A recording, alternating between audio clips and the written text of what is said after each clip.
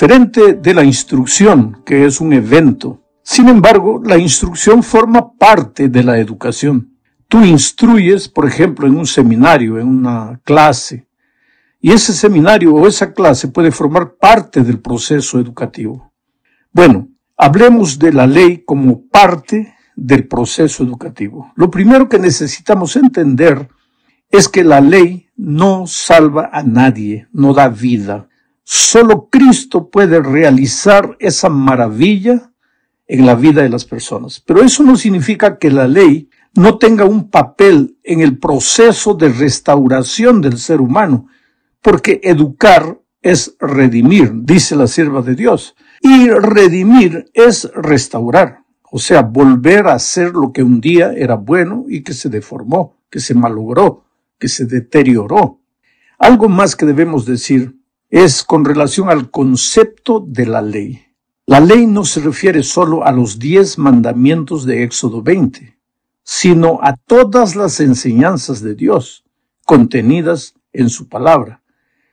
Claro que los 10 mandamientos de Éxodo 20 son un resumen de todas las enseñanzas de Dios. Y todavía hay un resumen más corto, porque todo se resume a amar a Dios y amar al ser humano. Los 10 mandamientos se explican mejor, y todo el libro de la ley, el famoso Torá, los judíos lo llamaban así, todo eso forma parte de las enseñanzas divinas y son el instrumento en el proceso educativo. Explico mejor para entender el concepto de la ley. En el Salmo 119, por ejemplo, el Salmo 119 es el más largo de la Biblia, tiene 176 versículos, está dividido en 22 estrofas. Cada estrofa es una bella pieza de poesía hebrea.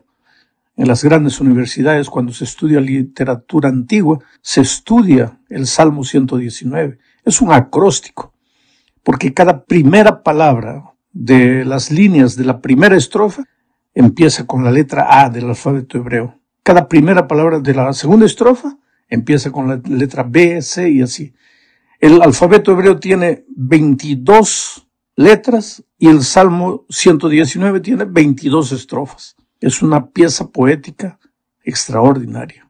Ahora, en el Salmo 119 se usa 8 nomenclaturas para referirse a la ley de Dios, las enseñanzas de Dios, las palabras de Dios, los caminos de Dios, los consejos de Dios, los estatutos de Dios, los preceptos de Dios, todo eso para referirse justamente al concepto de la ley, las enseñanzas, las instrucciones divinas, que son la herramienta divina en el proceso educativo del ser humano.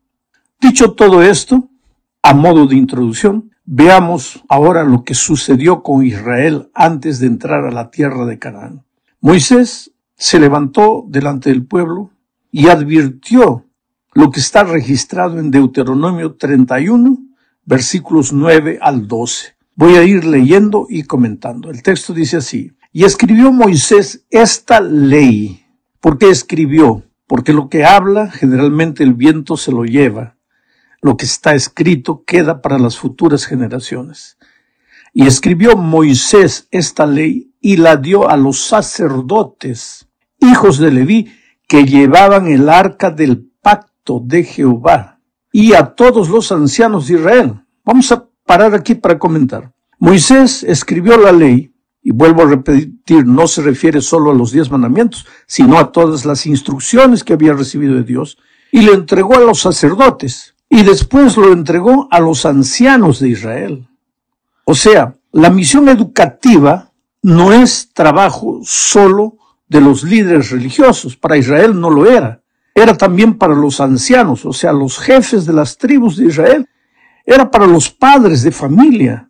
Quiere decir, la tarea educativa no puede ser como una pelota que es echada de aquí para allá. No, eso es responsabilidad de la escuela. No, eso es responsabilidad de la casa. No, todos tenemos que estar involucrados en la tarea de educar.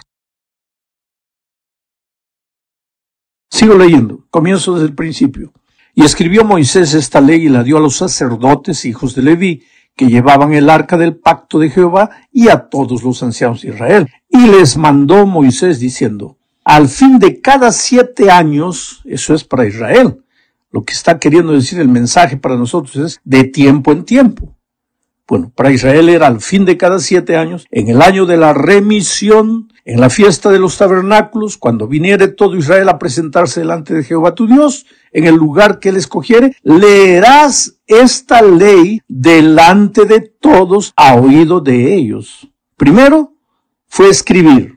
Ahora es de tiempo en tiempo leerás esta ley delante de todo Israel, a oídos de ellos. Dice, harás congregar al pueblo, varones, mujeres, niños, tus extranjeros, los extranjeros que estuvieran en tus ciudades. Todo eso.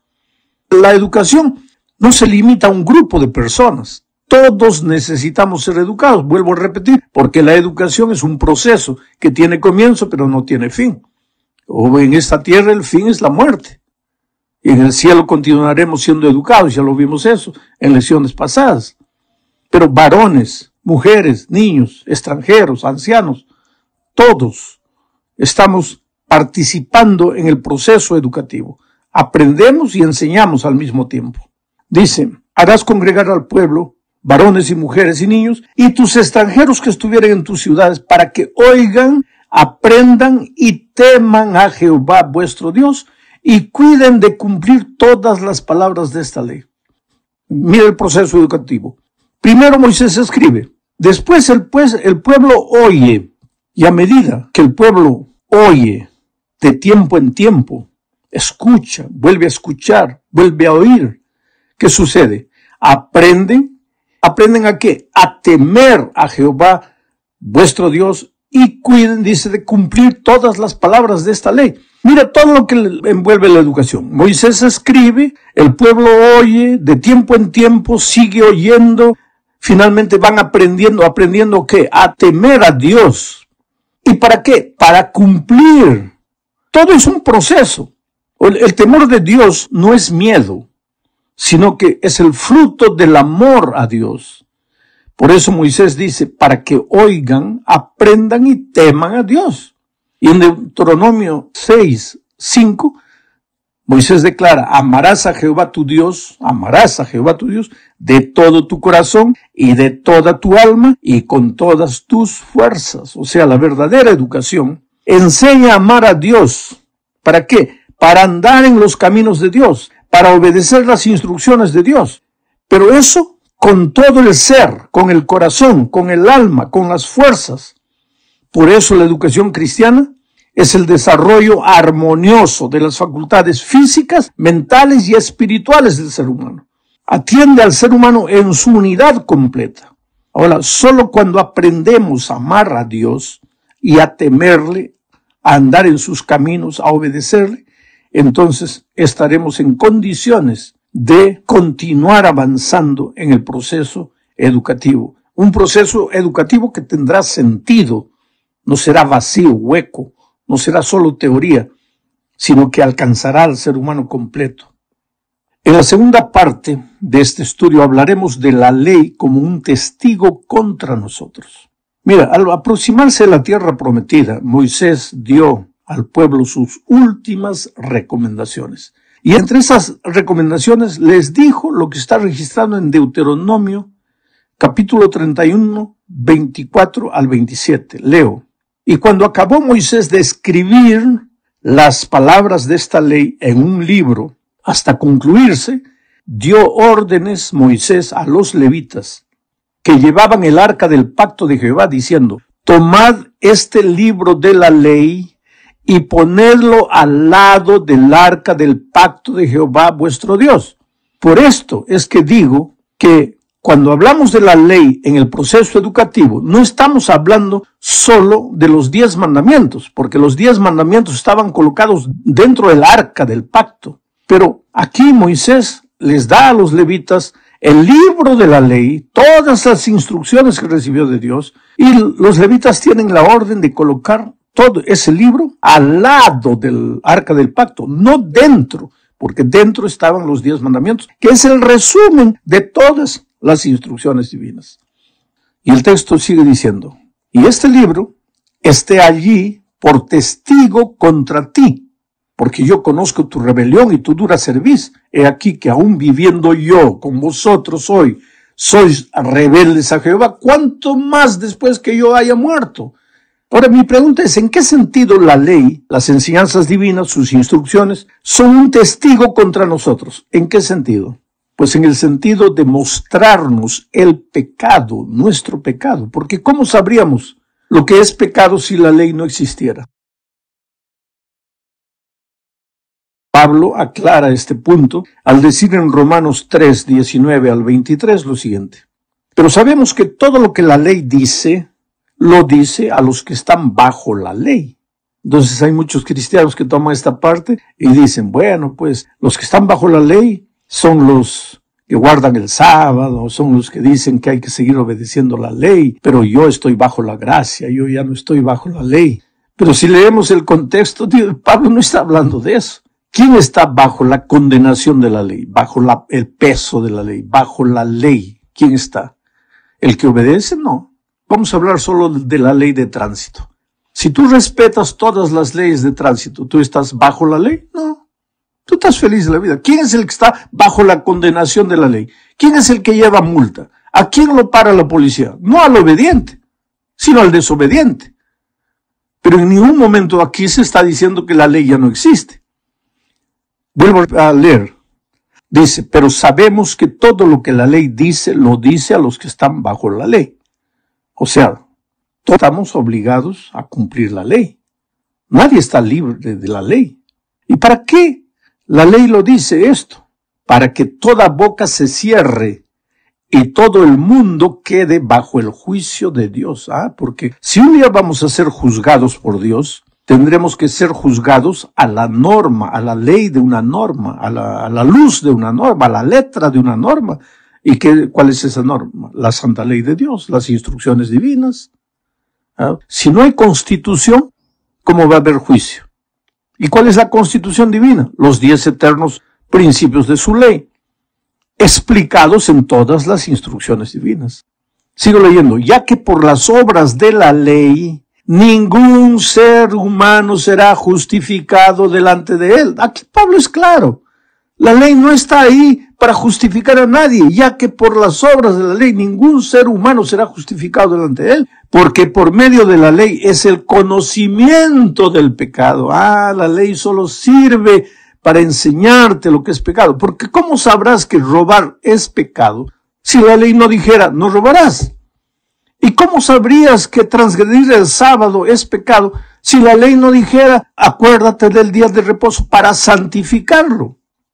Pero sigo leyendo. Pablo dice, pero ahora, aparte de la ley, la ley está ahí para enseñar, para mostrar el pecado, pero aparte de la ley, se ha manifestado la justicia de Dios, testificada por la ley y los profetas. Aquí Pablo habla de la justicia de Dios, de la gracia de Dios, porque solo por gracia podemos ser justificados. Pero esta justicia de Dios fue testificada por la ley y por los profetas. Entonces nadie puede decir que el tema de la justificación por la fe, de la justificación por la gracia de Cristo, es tema del Nuevo Testamento, sino que eso ya estaba escrito en la ley y en los profetas del Antiguo Testamento. La justicia de Dios por medio de la fe en Jesucristo, para todos los que creen en Él, porque no hay diferencia, por cuanto todos pecaron y están destituidos de la gloria de Dios. O sea, todos hemos pecado. ¿Qué cosa es pecado? Apartarse de Dios, apartarse de la justicia, entrar en el reino de las tinieblas, en el reino de la desobediencia, de la rebeldía, de la transgresión. Y entonces ahí pues se degenera el hombre y necesita ser restaurado, necesita ser educado, necesita ser formado. Y Dios es el que nos educa. Pero la ley es un instrumento de educación para nosotros. Vamos al tercer punto de este estudio. Estudiaremos aquí el resultado de asimilar las enseñanzas divinas en la experiencia humana. Leamos Josué 1, 7 y 8. Dice, solamente esfuérzate y sé muy valiente para cuidar de hacer conforme a toda la ley que mi siervo Moisés te mandó. No te apartes de ella, ni a diestra ni a siniestra. ¿Para qué? Para que seas prosperado en todas las cosas que emprendas. Nunca se apartará de tu boca este libro de la ley, sino que de día y de noche meditarás en él, para que guardes y hagas conforme a todo lo que en él está escrito, porque entonces harás prosperar tu camino y todo te saldrá bien. O sea, si tú me preguntas cómo llego de Miami a Nueva York, yo te digo, sigue la 95, la carretera 95, sin parar, sí, vas a llegar. Pero tú agarras y vas, pero cuando llegas a la altura de Jacksonville, agarras la 20. Vas a parar en Los Ángeles. Ahora vamos a decir, solo para ilustración, que Nueva York sea la felicidad y Los Ángeles sea la tragedia. Tú escogiste el camino, pero en un momento del camino te desviaste. No llegaste a la felicidad, llegaste a la tragedia. ¿Por qué? Porque no seguiste el camino. Esto es lo que Dios le está diciendo a Josué. Josué, este es el camino, la ley, las instrucciones divinas, las enseñanzas divinas. Sigue este camino y vas a ser próspero. Pero si tú te desvías de aquí, vas a ir a lo contrario a la prosperidad, a la tragedia, al colapso personal, familiar, financiero, en todos los sentidos. Te vas a arruinar. Entonces sigue mis instrucciones. Y es tan simple, querido. Pero cuando comenzamos a decir, no, pero ya Cristo vino, ya murió por mí, ya me salvó, ya soy solo salvo por gracia. ¿Y la ley? No, ya la ley no existe. Entonces, si no existe ley, no existe camino. Entonces, ¿cómo vas a llegar a la felicidad si no hay camino? Por eso tienes que seguir las instrucciones divinas. Entremos a la cuarta parte. Hablemos ahora del afán y las luchas de los que guardan de la ley, de los que andan en el camino. Dijo, querido, mientras andemos en el desierto de esta vida, aun si somos fieles a las instrucciones divinas, sufriremos el dolor propio de esta vida. ¿Por qué? Porque vivimos en un mundo maldito por el pecado. Infelizmente el pecado entró. Entonces sembró cardos y espinas. Hay tragedia, hay muerte, hay COVID. Hay toda la desgracia que estamos viendo. Y hay un principio bíblico. Cuando el sol sale para justos e injustos. Y cuando cae la lluvia, cae para justos e injustos. Y cuando el dolor llega para justos y para injustos. Por lo tanto, aunque tú andes en los caminos de Dios, y aunque la promesa de Dios es que el resultado será prosperidad, muchas veces mientras andes en este mundo, mientras camines en este desierto, miserable de pecado y de dolor, vas a ser tocado por el dolor, por la tragedia, pero no te vas a desesperar, porque tú sabes que, aunque andes por el valle de la sombra y de la muerte, el Señor te está llevando a los pastos verdes y a las aguas tranquilas. En la epístola a los Hebreos, en el capítulo 11, versículos 13 al 16, encontramos la descripción de la vida de hombres de fe a lo largo de la historia. Leo el texto, dice, conforme a la fe, murieron todos estos. ¿Quiénes todos estos? Esos héroes bíblicos del pasado. Conforme a la fe murieron todos ellos, sin haber recibido lo prometido, sino mirándolo de lejos y creyéndolo y saludándolo y confesando que eran extranjeros y peregrinos sobre la tierra, porque lo que estos dicen claramente dan a entender que buscan una patria. Pues si hubiesen estado pensando en aquella de donde salieron, ciertamente tenían tiempo de volver, pero anhelaban una mejor, esto es, celestial, por lo cual Dios no se avergüenza de llamarse Dios de ellos, porque les ha preparado una ciudad. Oh querido, aunque tengas que sufrir y llorar en este mundo, hay una ciudad especial, de donde nunca deberíamos haber salido, pero a la que estamos retornando. ¿Y cuál es el camino para llegar? Pues las instrucciones divinas, la ley de Dios. Es por eso que en el proceso educativo, no solo en la iglesia, no solo en la escuela, no solo en el hogar, sino en todo instante, en el proceso educativo, el centro, la columna vertebral, deben ser las instrucciones divinas. Vuelvo a repetir algo que ya dije en una lección anterior. Nuestras escuelas no existen solo para enseñar matemáticas, español, inglés, portugués, geografía e historia. Debemos tener las mejores escuelas en eso, pero ese no es el objetivo, porque el objetivo de las escuelas cristianas es preparar al ser humano no solo para esta vida, no solo para ser un buen profesional, sino para la vida eterna. Y ahí entra el proceso educativo en las instrucciones divinas. Entonces, cuando el profesor de una escuela cristiana, adventista, enseña, además de enseñar la materia que enseña, tiene que relacionar lo que está enseñando con las instrucciones divinas, con el plan divino. Pero el mundo que no conoce a Dios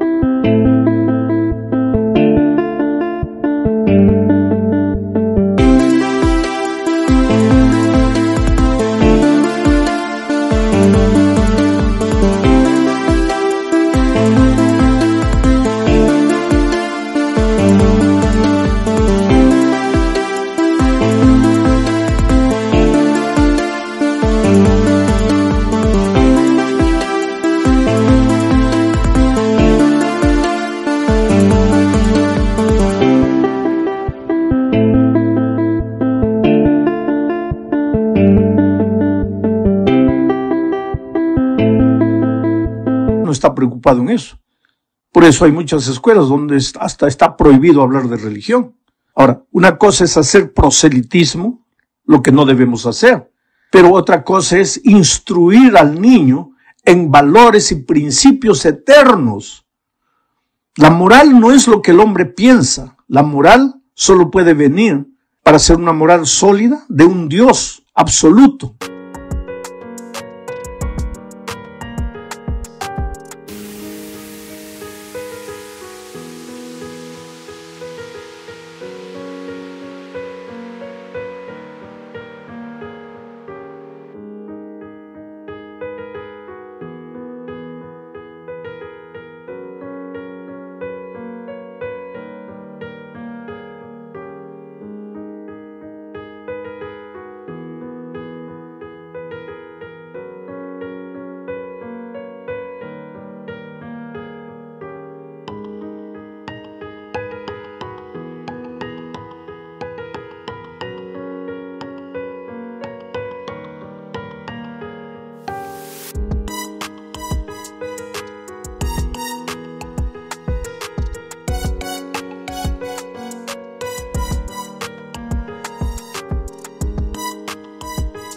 Eterno. Por eso tenemos en cuenta los principios divinos. Ahora, lo maravilloso es que cuando tú estudias la Biblia, en la Biblia hay instrucciones sobre todas las materias de la vida. Tú puedes encontrar información para todo lo que tú enseñas, pero tienes que seguir los pasos de Jesús.